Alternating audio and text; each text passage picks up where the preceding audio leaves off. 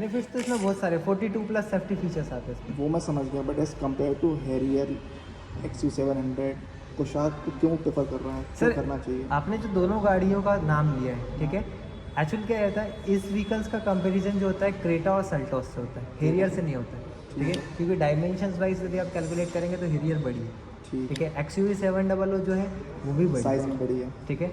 अब कंपैरिजन की बात करेंगे तो व्हील बेस जो आपको मिलेगा इसका, ठीक है, मैं जो इस सेगमेंट की गाड़ियों से बात करूँ, ठीक है, SUV मिड साइज SUV में आपको सेल्टोस मिलती है और क्रेटा मिलती है। अब क्रेटा और सेल्टोस से यदि इसका कंपैरिजन करें तो इसका व्हील बेस जो है 2651 mm का व्हील बेस है, क्रेटा का 2610 और सेल्टोस का 2600 का व्हील बेस है, तो कैबिन स्पेस इसमें आपको ज़्यादा मिलता है, फर्स्ट थिंग।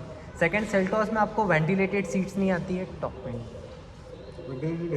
नहीं, उसमें या तो वायरलेस कनेक्टिविटी मिल जाएगी या वेंटिलेटेड सीट्स मिल जाएगी, दो में से एक चीज़ मिलती है। सेकंड टॉप जो उसका मतलब उनमें दो ऑप्शन आते हैं टॉप एंड में, एक में वेंटिलेटेड सीट्स है जो सबसे टॉप है, लेकिन उसमें Android Apple CarPlay via cable है, राइट, वो ध्यान नहीं है, वो सारी चीज़ें।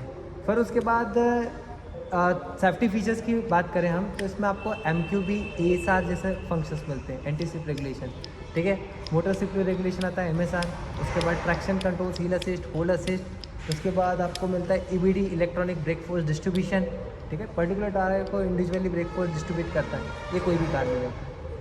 अभी तक का रिकॉर्ड है सर इस व्हीकल्स का, एक्सीडेंटल डैमेज रेशियो 0 रहा है, कैबिन में आपको कभी भी कोई भी इंजरी नहीं हुई, ऐसे मेरे पास बहुत सारे यूजर्स हैं, ठीक है। तो ये आपने देखा होगा कि क्रेटा की भी ग्लोबली 3 स्टार रेटिंग है और सेल्टोस का भी 3 स्टार रेटिंग, ये इनकेप में ग्लोबल 5 स्टार रेटेड व्हीकल्स है, ठीक है, एडल्ट के लिए भी और चाइल्ड सेफ्टी के लिए भी 5 स्टार रेटेड। तो व्हीकल्स आपने देखा ही होगा। ड्राइविंग परफॉर्मेंस के अकॉर्डिंग बात करूँ तो स्टायरिंग बहुत ही ज़्यादा सॉफ्ट लगता है आपको ड्राइव में, ठीक है, तो वो सारी चीज़ें अलग हो जाती हैं। पावर आउटपुट की बात करूँ तो जैसा आपने मुझसे बताया कि मेन कंपैरिजन तो सर पावर आउटपुट का हो जाता है। क्रेटा सेल्टोस में आपको 113 PS 144 Newton torque power output मिलता है, ठीक है। अब इसमें आपको 115 PS 178 न्यूटन टॉर्क मिलता है, वो भी लोएस्ट आरपीएम पर 1750 आरपीएम पर पावर मिलता है, तो इनिशिएट पंच ज़्यादा लगता है, ठीक है, नॉक नहीं आता है, दो बेनिफिट हो गए। जब आप गियर शिफ्ट करते हैं तो आपका एवरेज डिस्टर्ब होता है, ठीक है, हर कार में होता है, लेकिन इसमें आपको वो प्रॉब्लम फेस नहीं करेंगे, तो एवरेज जो रहेगा वो आपका इंक्रीज़ होगा इससे, ठीक है। First thing, auto off system मिल जाता है इसमें, सिग्नल पर जैसे आपने होल्ड किया कार ऑटोमेटिकली ऑफ हो जाएगी, ऑन हो जाएगी।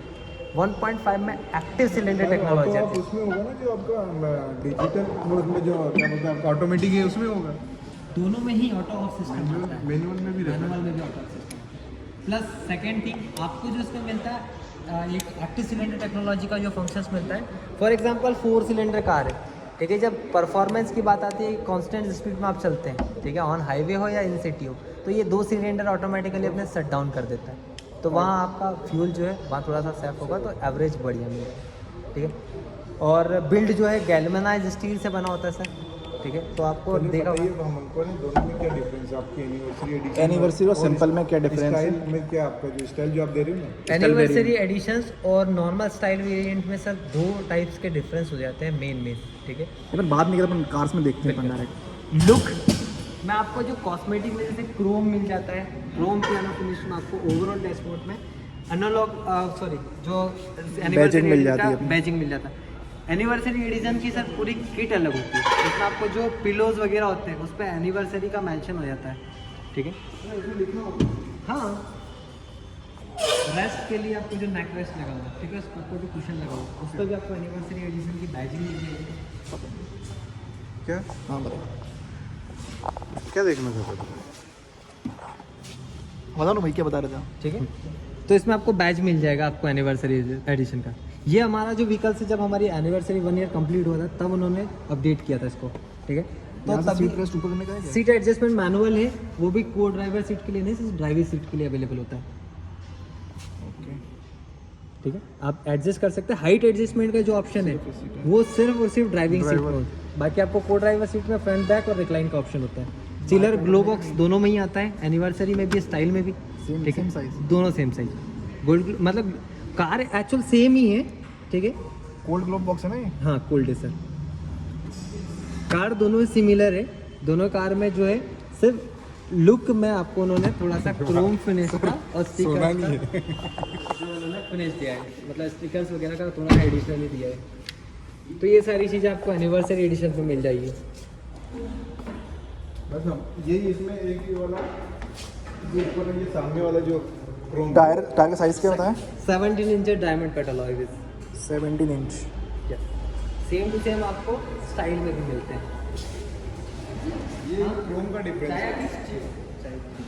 क्यों? ये जो क्रोम है हाँ। इसका एक फिट का पूरा बंच अलग है, ठीक है। भाई मुझे तो डिफरेंस कहाँ पर क्या है कि दोनों जब आप बोला स्टाइल है जो स्टाइल और ये दोनों सेम है, केवल ये यूनिवर्सिटी एडिशन है क्योंकि यूनिवर्सिटी कंप्लीट हो जाती है इसमें। ठीक है, तो ये इसमें ये बोनट के साइज में ना चेंज किया हो, कुछ भी नहीं चेंज किया, बस केवल आपने ये फिट कर दिया बस। एक्सेसरीज का हाँ, एक accessories, बंच है, हाँ, ठीक है। तो ये एक्सेसरीज आप उसमें भी फिट कर सकते हो। सर ये कार के साथ आती है, एडिशनली नहीं है।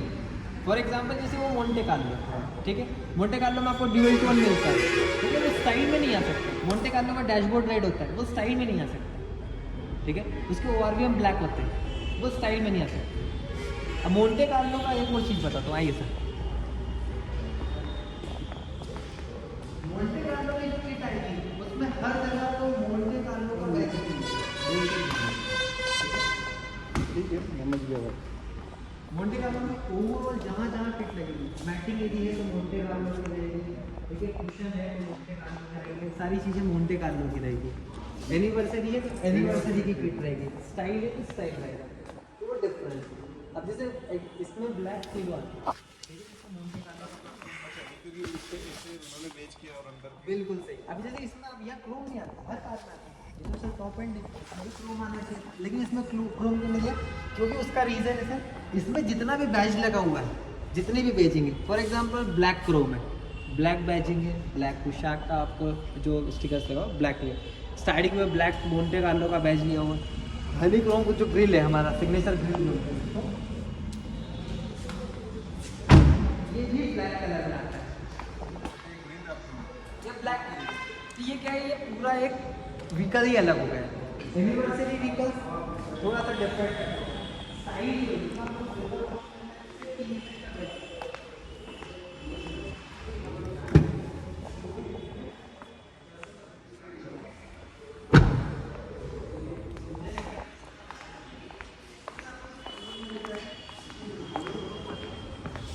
फ्रंट में आपको ग्रिल पर काम आता है, ठीक है, और ये देखो ये इसमें स्टाइल में जैसे आपको एडिशन करो उसमें नहीं आएगा ना, बैक एंड साइड पर आएगा, ओके। लेकिन स्टाइल में ये सारी चीज़ें आती हैं अवेलेबल।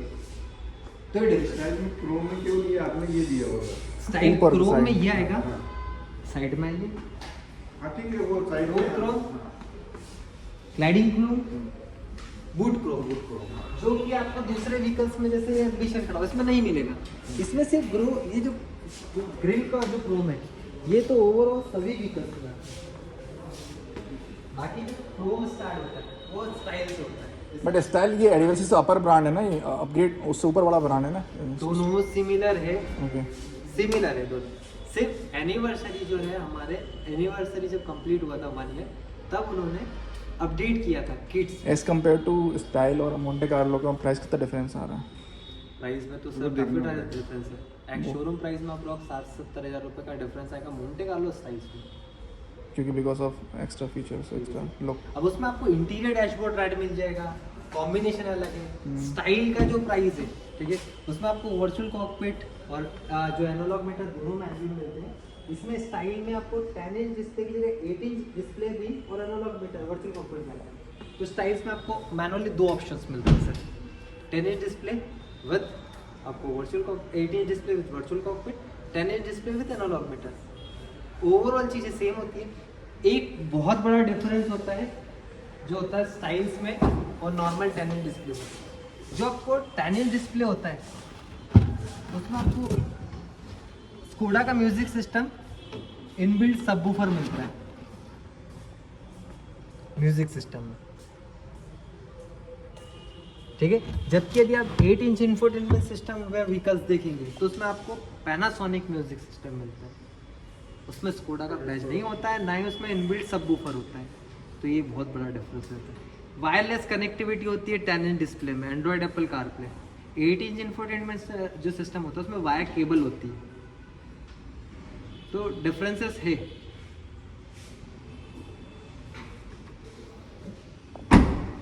बाकी लुक, डायमेंशंस, वेट, सारी चीज़ें सब सेम। अब थोड़ा कन्फ्यूजन हो गया यार, थोड़ा मोंटे कार्लो भी अच्छी लग रही है, एनिवर्सरी भी अच्छी लग रही है, अब ले कौन सी है? डिपेंड करता है कि आपको क्या चीज़ पसंद है।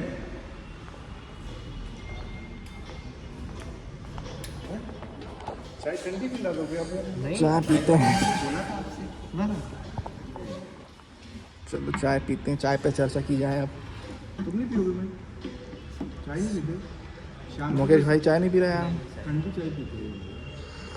चाय क्या होता है मुकेश भाई कब से आप स्क्वाड पे यहाँ पे? मुझे अराउंड सर 1.5 ईयर हो गया। यूट्यूब पे डाल दो, वीडियो चलेगा ना, कोई इशू तो नहीं? नहीं सर, सदगुरु मोटर्स का आपको कोई वीडियो यूट्यूब पर सदगुरु का तो नाम ही अथॉरिटी नहीं।